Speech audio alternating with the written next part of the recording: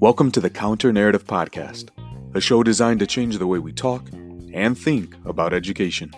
By sharing stories of successes and triumphs, we aim to challenge the dominant narrative that often negatively portrays our disenfranchised populations. I'm your host, Charles Williams, an educator for 15 years, a current school principal in Chicago, and an educational consultant. Let's get started.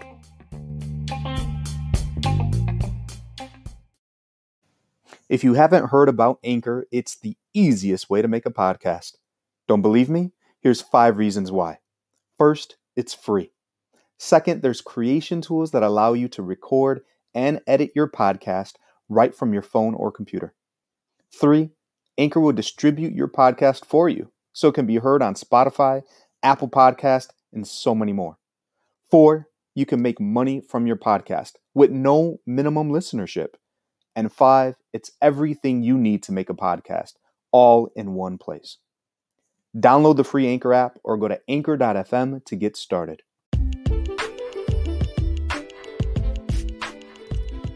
In this episode, I chat with Daughty, whose educational journey truly began after hearing Dr. Jawanza Kunjufu state, "If you observe children, they will teach you how to teach them." That phrase shifted Andre's philosophy of education. By observing the students in his own classroom at the elementary, secondary, and postgraduate levels, he differentiated curriculum and projects based on his students' interests. His workshops and professional development seminars involve high-energy, practical ways to use today's strategies, collaboration, and fun stories to help connect the content to the attendees' lives. He enjoys inspiring all through his workshops, speaking engagements, seminars, and embedded coaching experiences. During our conversation, we reflect on the impact that the pandemic is having on education by exploring several questions. Why would we compare this year to others? What is it exactly that we are trying to push? And why are we trying to normalize this? While we do not propose to have answers to these divisive ponderings, we do our best to offer our own insights to develop appropriate responses. We also address head-on the very heart of this podcast by challenging common notions about our urban students. Andre insists that we look beyond the deficiencies and instead explore the root reasons that so many of our students are behind. Only when we acknowledge and accept the historical inequities can we begin to see the current reality. I hope that you enjoy listening to this episode as much as I enjoyed recording it.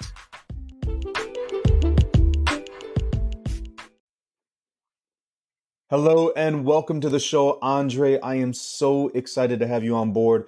I've spent some time looking at your videos. I love them. I've come across you on other podcasts, and so I'm super excited to have you here on the Counter Narrative Podcast. But Andre, before we jump into things, can you share a little bit with the audience about who you are, what you're up to, and maybe something interesting about yourself? Yeah, what's up, man? I appreciate you having me on. Just here conversing and proselytizing education for all.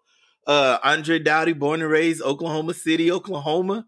I was the kid in the classroom, always making the beats, always in trouble, always humming and whistling and then singing. And, the pencil was the snare drum and my hand was the bass on the table. I was that kid. And one teacher kind of noticed the gift and helped me get into band. And from there, I found out that I was pretty gifted in music.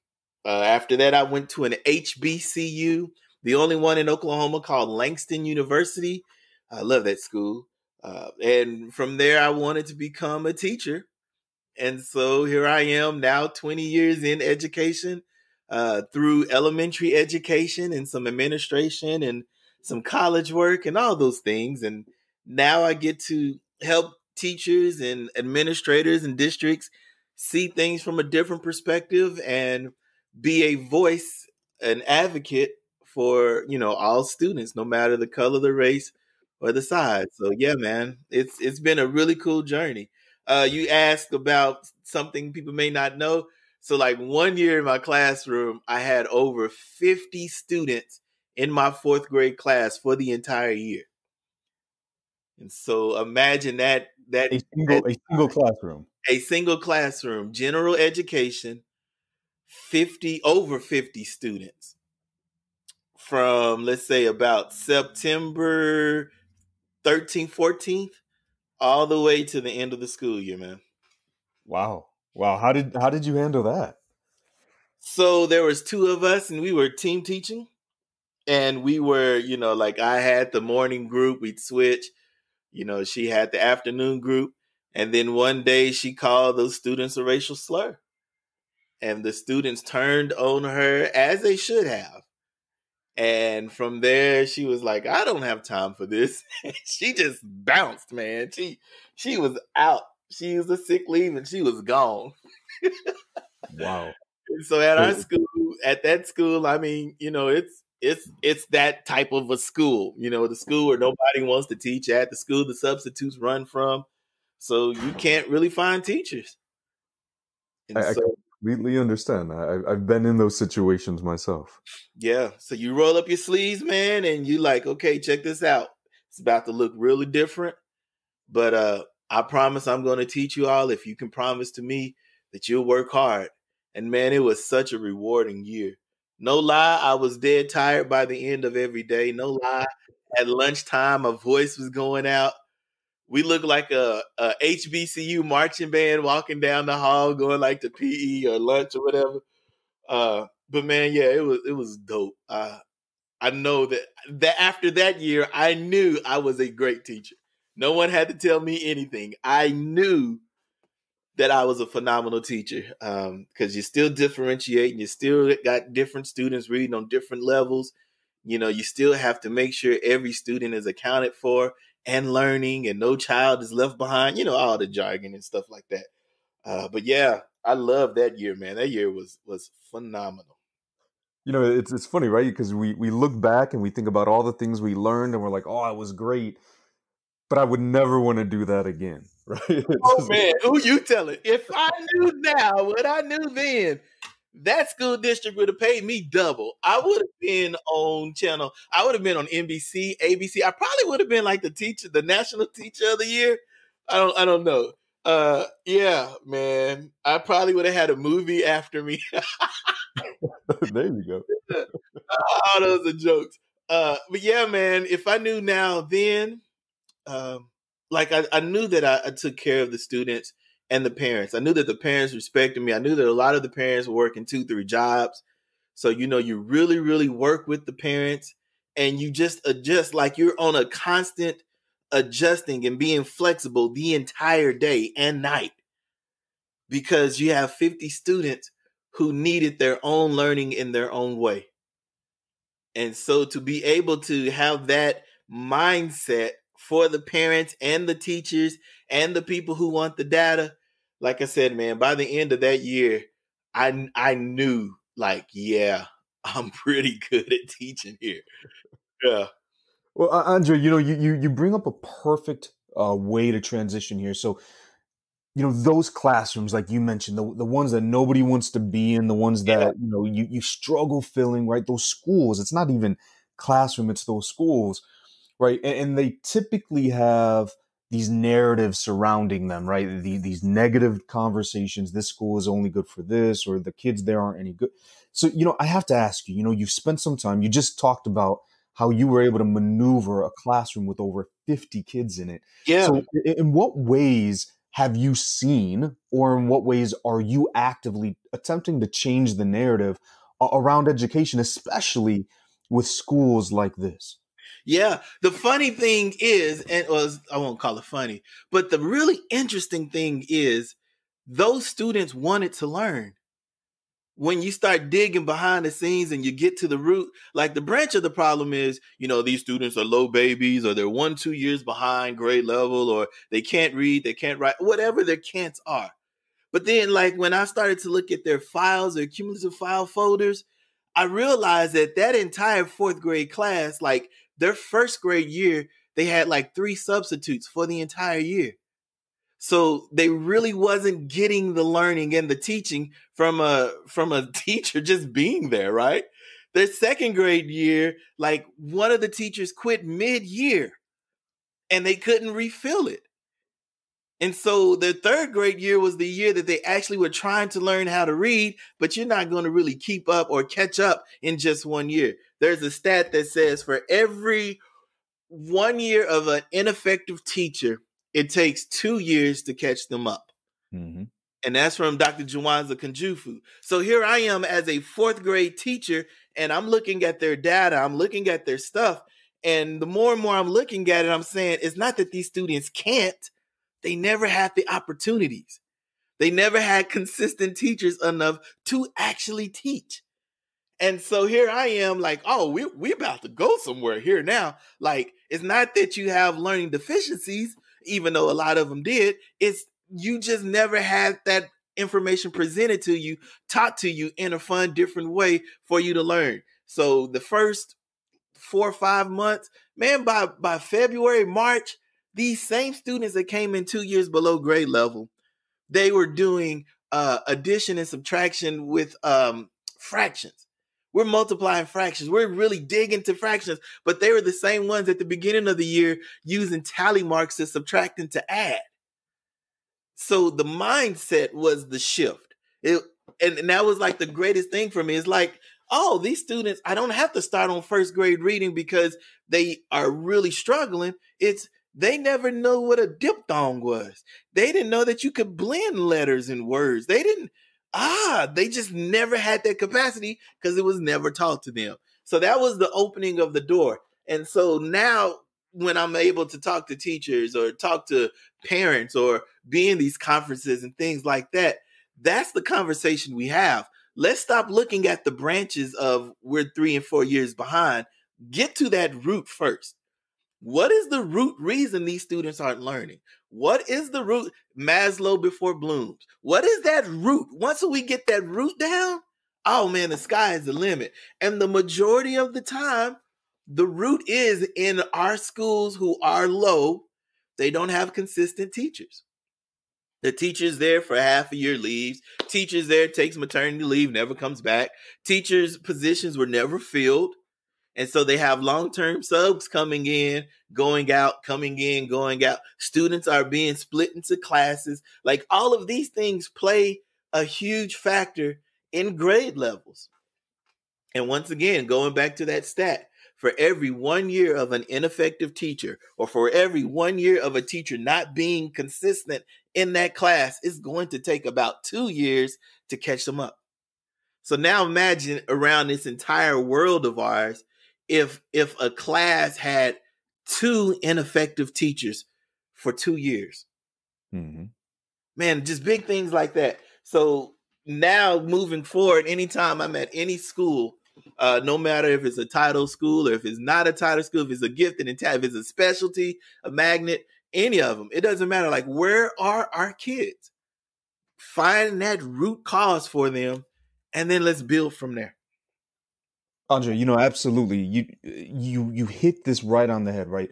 That whenever we're having conversations, we know many of our students are behind. Right. So throwing that information out there, that's not news. That doesn't help anybody. But like you said, trying to figure out what's the why. Yeah. Why is this child behind? Is it a deficiency?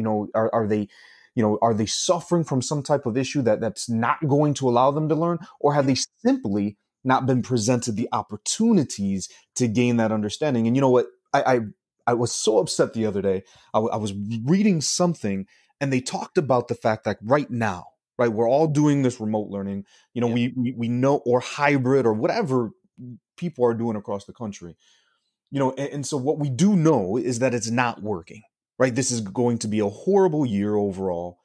And so now all of a sudden there's this conversation around, oh, well, maybe we just have to accept the fact that students are going to be maybe a year behind. And I was like, wait a second. That has been our reality forever. Ever. And it's always been an issue. It's been focused on, well, that's a problem. That's why they can't learn. But now, because it's everybody's problem, now it's, well, maybe we should look at this a little bit differently. Mm-hmm. And so I'm glad you said that. Looking in, figuring out the why, the history, and understanding that and utilizing that to your advantage. And so, what are some ways, I guess, that a teacher, who's sitting there with some kids, who might be behind and have these formulated some ideas in their mind. What are some tips or strategies that you might have for them on addressing those, I guess, issues they see in their classrooms? Yeah, one of the things that I actually told a school, well, the administrative team was, it's hard to admit, but like these are the rough conversations we got to have. We know that this is a pandemic. Like, we know this is something that has never happened before. So it would be very idiotic of us to try to rank and rate what this year looks like compared to other years.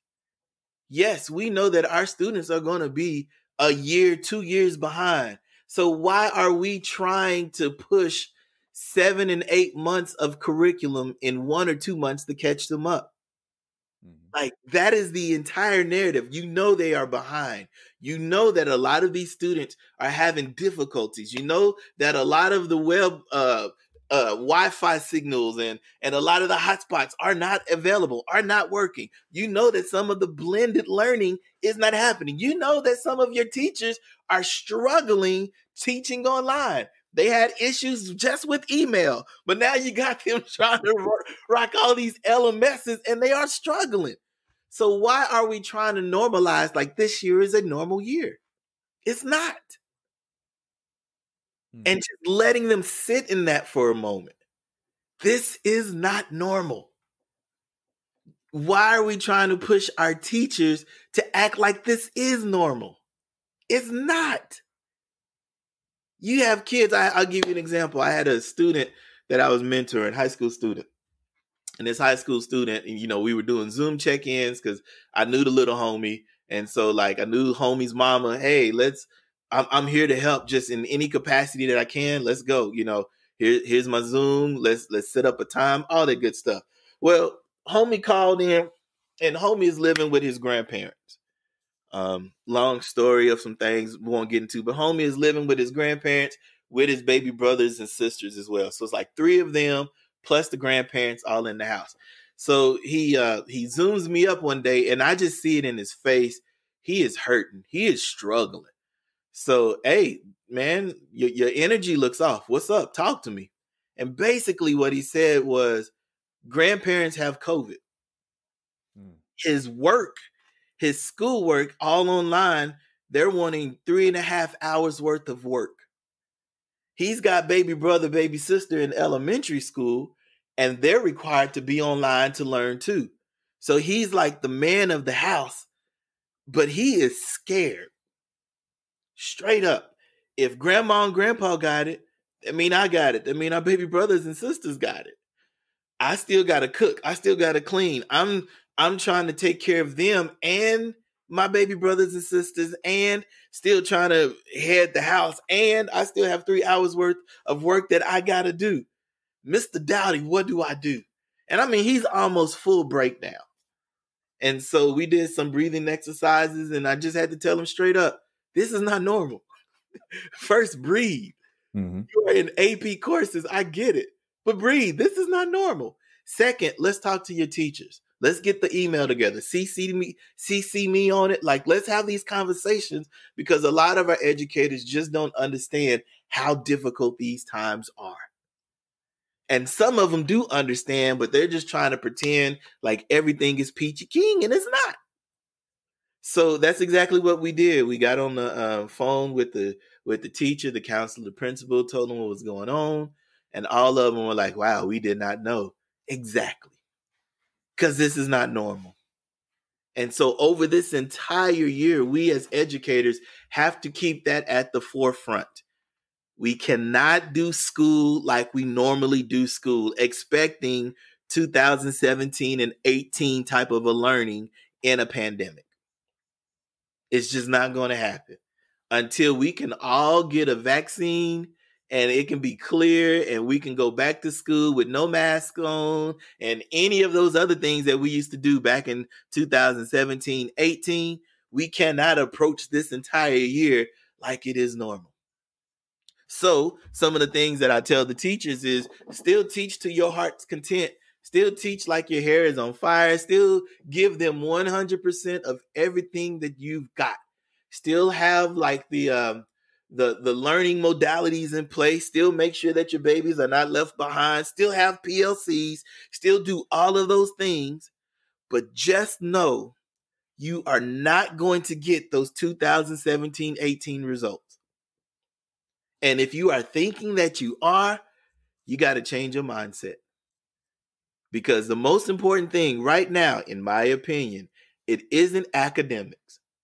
Mm-hmm. It is still the well-being of our students. For the administrators, it is still the well-being of our teachers. Man, like I said, I'm living in Oklahoma, and we've got a few districts who are fighting opening back up 5 days a week. And in Oklahoma, the average teacher was like 48, 49.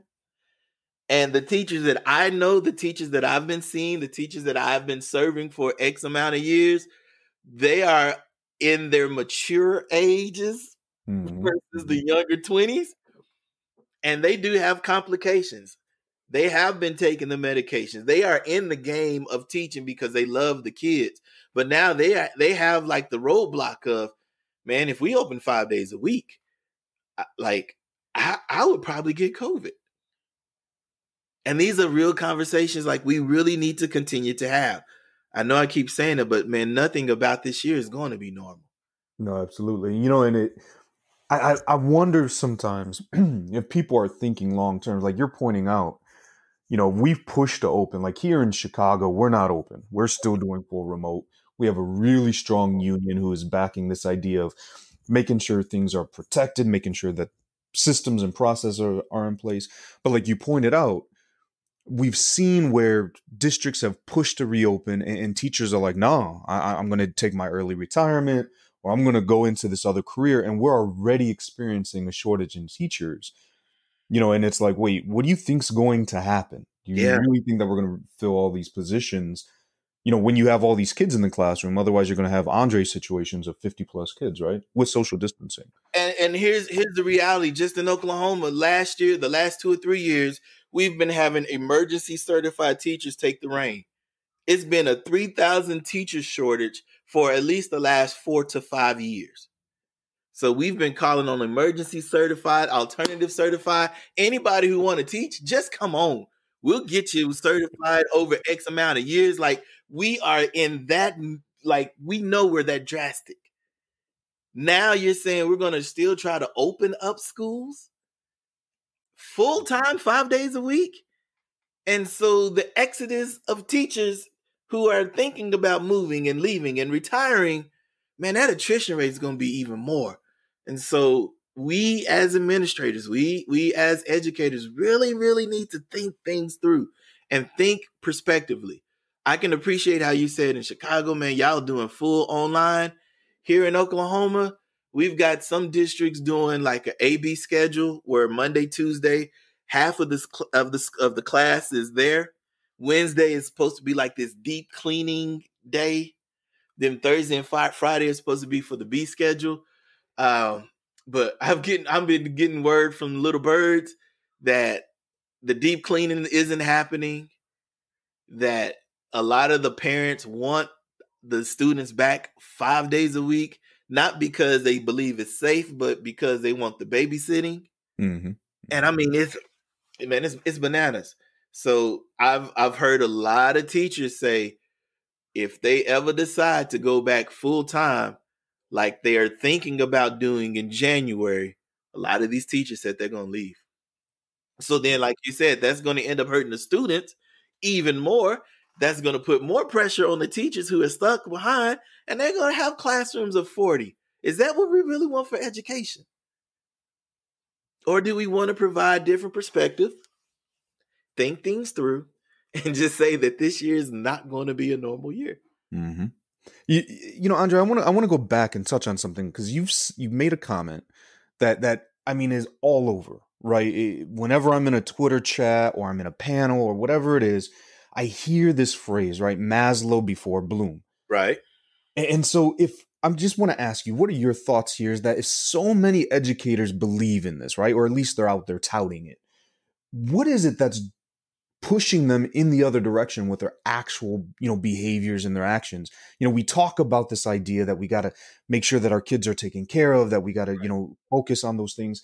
And yet we see during this time, as you pointed out, I'm going to push for as if this is a normal thing. I'm going to push you into the same routines and activities and expectations as we have in years past. So what are some of the reasons you believe that educators are holding on to that mindset despite what is clearly evident to us right now? Yeah. So, and what I love about this, it's not all educators. Like, I have been seeing a lot of the educators finding their voice during this pandemic and really speaking up to that. Like, man, our students and our babies or our children, our community, we know what they need. Why are we still pushing, standardized tests or trying to push test prep when we know that the students just need the basic things? I'll give you an example. I had a student, I won't call her name, had a student. I gave up my cell phone to all of the students when I was teaching because I wanted them, if they ever needed to call for homework help, or if the grandparents and the parents or the guardians ever needed to call for homework help, hey, this is my number. Let's get it. I'm here to help you and assist you. Because, I get it. The way that I taught was a little different than the old school, right? And so I remember this one student calling like at 10:30, 10:45 at night one night. Now, my rule is you can't call past 8:30.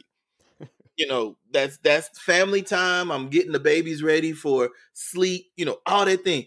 This student calls like at 10:45. I just remember it was after the news. And I'm like, I'm about to give this student the blues. Cause you know better not to call me at no 10:40. I was ready. I pick up the phone and I say, hello. And she was whispering, Mr. Daughty, what did I do? And you hear the baby crying in the background. And so now my heart just switches differently from me fussing you out to there's a need. So I recognize immediately the student's voice. The student has a baby brother, newborn. And I said, okay, what's going on? I'm hearing you whispering. Where are you? And she says, I'm in the closet and I'm hiding with the baby, and the baby has a pacifier in. And I'm like, holy moly, what's going on? Talk me through it. Let's what's going on?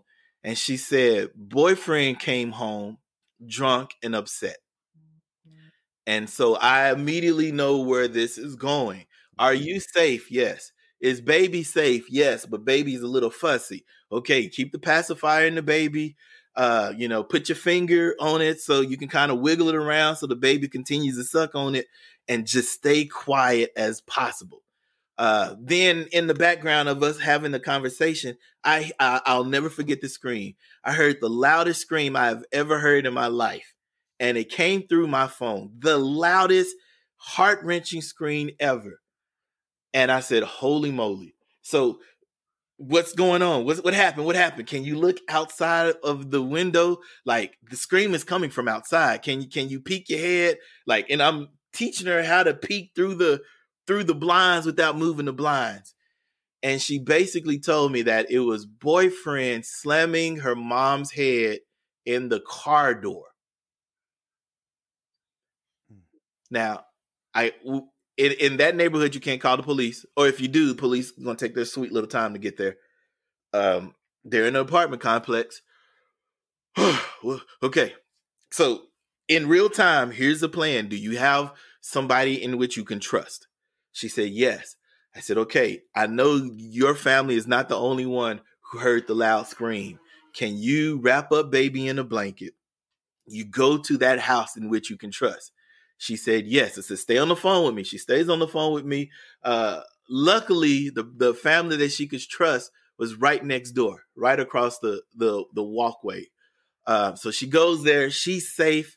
She says, what do I do? What do I do? What do I do? And so I said, okay, now that you're safe with that family, you and the baby stay there. Don't open the door for anything. I'm glad you're safe. I'll call my police friends, see what we can do, get some people there, go for it. So we do that. All of that happens. The next day, she shows up to school. Her eyes are as red as a fire truck. You can tell that this baby is dead tired. I instantly know she's not learning anything today. Mm-hmm. What she needs is some rest. What she needs is some food. What she needs is a peace of mind. She needs some type of normalcy that is not, I already know I'm not going to fuss at her and her missing homework. I just know that. And so I see her, she gets off the bus, she's in breakfast line. I walk up to her, I give her a hug. You know, this is all pre-COVID. I give her a hug. Hey, I'm so glad that you are here. I skip her to the front of the line, get your breakfast, go to my classroom. Here's my keys. Get you some sleep. Like eat, just put the trash in the trash can in the room. Get you at least a good 20, 25. And so she does that. And I'm trying to tell the rest of the staff, like, here's the situation with this young lady today. Whatever you do, don't mess with her. Don't touch her. Don't leave her alone. I'm looking at all of her friends. Hey, friends, check this out. You probably already heard she had a rough night. Love on her today. Leave her alone. I'm looking at some of her other friends who do hair. Hey, I got rubber bands and think like I got we'll do her hair when she wake up. Like all of the things. This is the Maslow. This is the security. This is the rest, the physiological. This is the bottom stuff of Maslow. She goes to the classroom. I mean, she's getting some good sleep. I'll go in there, check on her right before school starts, wake her up. Homie was snoring. I mean, she was getting some of the best sleep she could get. I thought I had prepped every teacher that she has. I thought I did. I thought I made that really well clear to the vice principal, everybody like, hey, today is not a good day. Don't mess with her because she gonna snap. Like, this is the day you just love on her. If she doesn't have your homework, it's cool. Love on her. Well, she goes to my first hour. Everything is great. We got her hair done. They put her in some braids, made her look nice and pretty for her. Like, she's feeling better. She's eating. She's gotten some sleep. She looks decent.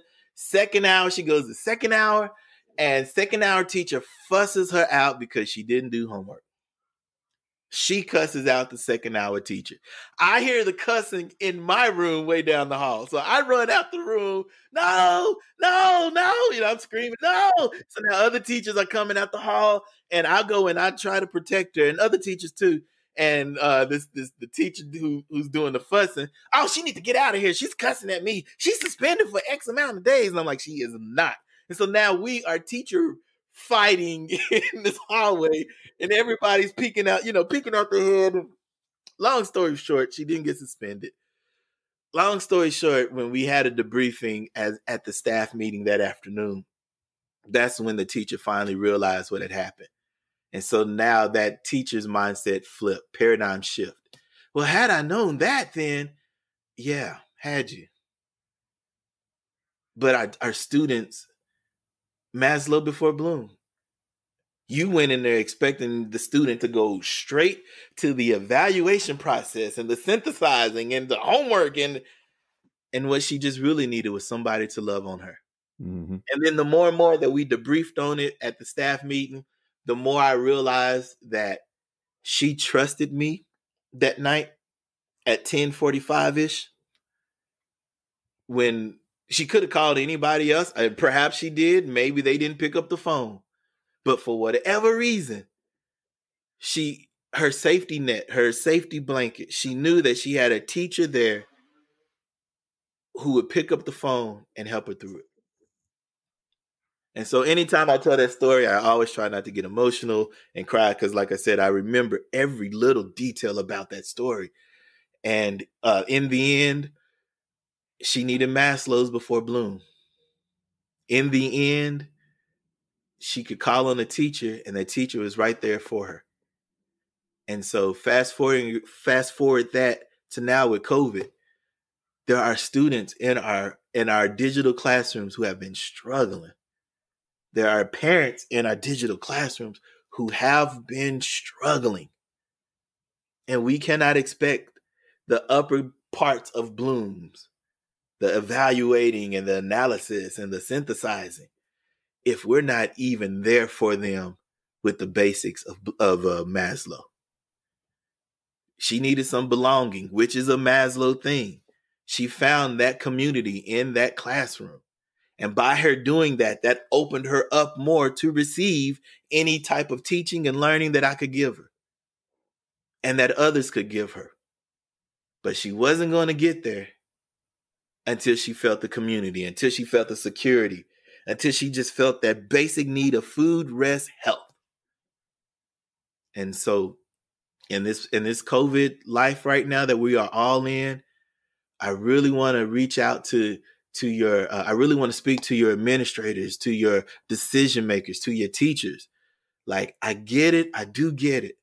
You still have to teach. You want to get all those standards in for the year because that's going to feel common. That's going to feel, that's your security. I've got to teach all these standards in this year.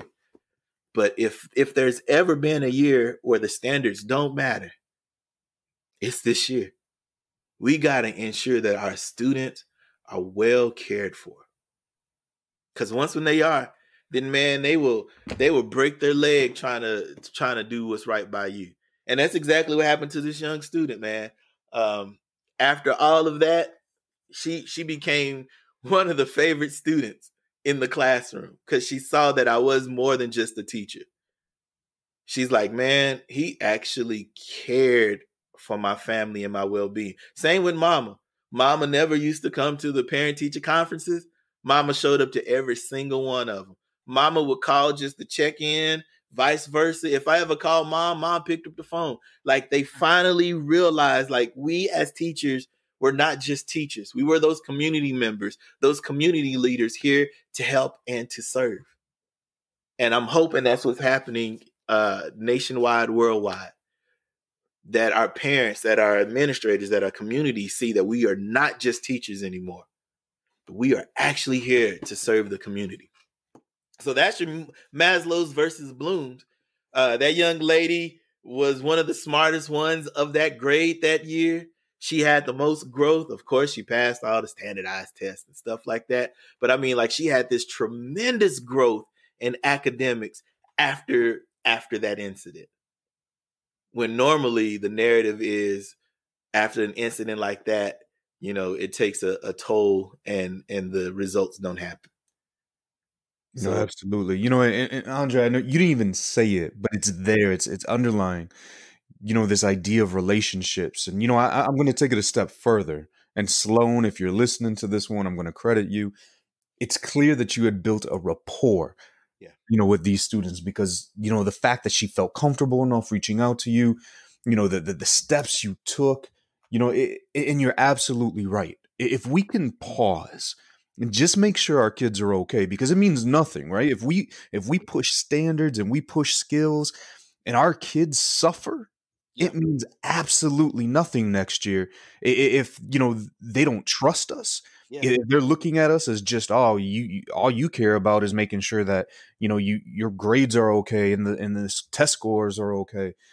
But if we show them, look, I'm okay pausing this year, because I care enough about you, you're absolutely right. Then when time comes to do business, they're going to step up and do business because time and time again, our kids have shown they're more than capable. More than capable. That old adage of, and I'm probably going to say this wrong, so something like, students don't care what you know until they know that you care, something like that. Man, if that's not the truth, and that's what I really appreciate. Like, that's what I'm loving about this digital online space that I'm seeing. Like, a lot of the teachers are getting back to those basics of, man, how are you doing? Like, one teacher I know, every time she opens up her Zoom class, the first 10 minutes isn't bell work. It's, how have you been? We're going to break you off into these small groups. Just catch up. What's life been like in your hood? What's life been like in your family? Talk about it for 3 or 4 minutes. Like, just small things like that. And then they come back, whole group. All right, share out. What are some of the cool things that you've been doing since the last time we had a Zoom class? Give me some of your day. Like, let's just talk because this is not normal. And she said that there's been several times the kids have been on there crying. And she's like, we're just not going to teach the objective today. Yeah. I'll give it to you. This is what it looks like. It's in Google Classroom. I'll do the lesson. The lesson is here. You can do the lesson later. But let me just give you a moment to stay in that space and feel your feels. And I honestly am not sure if that opportunity would be there if we were actually in school. I think we would try to get back to normal and back to how things were. But I can appreciate so many teachers doing things like that now, where they're just giving time. Another teacher, every morning, they start off with mindfulness strategies. Another elementary teacher, she starts the day with yoga. Chair yoga is what they call it. And like, okay, everybody, we're gonna do some chair yoga before we start. Just different new ways, even though it's not really new, but just different ways of understanding that this isn't new. This isn't normal. This is something different. So I can appreciate so many of our educators and administrators looking at it from that perspective and still rocking school. Well, Andre, I want to say thank you. I mean, this idea of it isn't normal, and if we could simply wrap our minds around that, as so many educators are, right, and just trying to figure out what is really happening in our students' lives Yeah. and addressing that. And I wish, I wish that I was in a position where I can make these high level decisions across, right? Just say, you know what, we're gonna suspend, the standards for a while. Agreed. Like we just need to continue pushing that voice out there. Maybe somebody will listen. But look, before we begin wrapping up here, Andre, I know that you are doing a lot of work outside of your classroom. You do a lot of work. You got some phenomenal videos out there.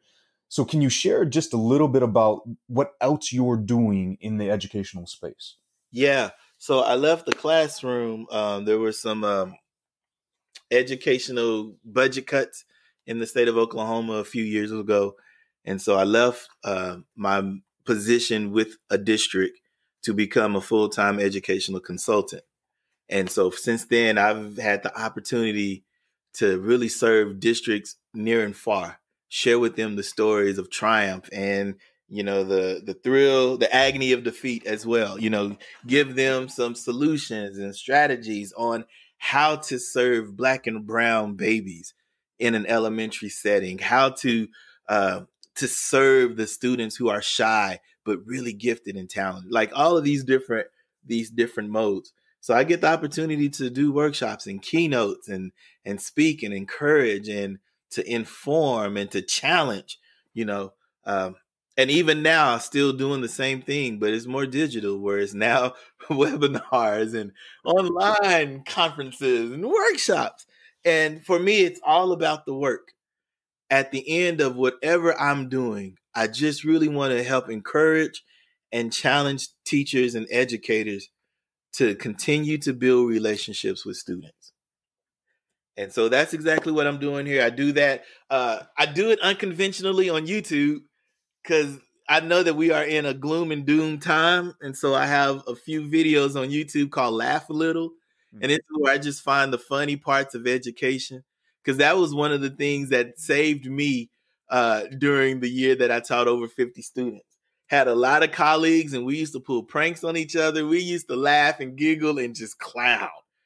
And that joy pushes you through when you're having some rough days. And so I try to provide that same joy and just find some funny moments in education and talk about them online. Another thing that I love to do is I watch movies a lot. And oftentimes the movies that we see, there are teachable moments in it. And so I call it the real lesson within, REEL. And that is where you will just take a clip from a movie and then just pull out some of the learning lessons. And those clips can all be found on YouTube. So then you can use those same clips with your staff, with your colleagues, with your students, with your organization or whomever you are serving. And then the last one I do is something called Chew on This. And this is just where you go through life and you find different perspectives. So then I share about it. And so one of them was I was trying to build a garden. And man, I just suck at building a garden. I was stinking. But I found myself growing frustrated. And then finally my garden started to grow. And then I had a whole bunch of learning perspective on the actual process of growth and what it looks like. So then I share that and just different things and perspectives like that. And so since I am no longer in the classroom, I still want to provide those teachable moments. And the ways that I do it is through YouTube and, of course, social media. Wonderful. And speaking of social media, if somebody wants to follow you, because I'm hoping that they're Googling you right now as they're listening. Oh, man, that'd be cool. Yeah. What are some ways they can find you? Yeah. So this is just their voice and choice. Depending on what part of life they want to see of Andre Doughty, I'm cool with it. If they only just want education, that's on Twitter, Andre Doughty. If they actually want to dig a little deeper into the life, like I have family members who are very militant. I have family members who are very conservative. And I have teacher friends who are very conservative, teacher friends who are very liberal. And I find that I am a bridge of sorts for those worlds. Many don't understand or realize the world that Andre, as a Black man, has gone through in America because they've never experienced it. So on Facebook, I openly share it and I openly invite those discussions. I openly, purposefully ask difficult questions so we can have the conversation. The only way in my opinion, the only way our nation is going to get better and heal is once we start learning about empathy. And the only way we're going to get empathy is when you hear from different stories. And so on Facebook, if that is you're more than welcome to find me, Andre Doughty, on Facebook. I also share a lot of funny GIFs. I love GIFs and I love memes, and I laugh a lot on there as well. Same thing, Instagram. I've been on my weight loss journey for the last 3 years. So if you want to tap into my weight loss journey and pictures, that's on Instagram as well. So those are the main 4 that I use. And so I'm open to any and all conversations. I never block anyone. I never delete them. I just want everybody to learn, and I openly share my world with them so they can see different parts of America. Yeah. Well, Andre, I appreciate you coming on the show today. I'm so glad that we had a chance to connect and to talk. And I just want to say thank you for everything that you are doing. You know, the time that you spent in the classroom, the time that you are spending now building up teachers and administrators, and just really having these real, honest, tough conversations. Yeah. Because like you said, nothing is ever going to change until we have these conversations and begin changing ourselves. So I want to say thank you, thank you, thank you. Yeah, that's the narrative, and that's how we counter it. Like, we've seen what education looked like, but oftentimes education hasn't been the same for everybody. Just like how we've seen what America looks like, but for some people there are 2 Americas. And so that's the conversations we are going to continue to have. So I appreciate you having me on, man. No, not a problem. Now you take care, and I look forward to our future collaborations. Sounds good.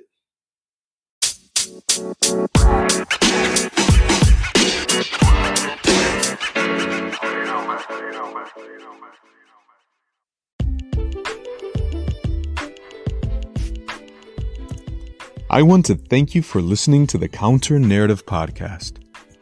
If you like what you are hearing, please be sure to like and subscribe. The show can be found on Anchor, Google Podcasts, Apple Podcasts, and several of your other favorite platforms. This podcast is also featured on schoolrubric.com, where you can find educational articles, videos, and interviews with educators from around the globe. Be sure to connect with the host and other listeners by following the show on Twitter at the CN Podcast and joining the show's Facebook group. Take care.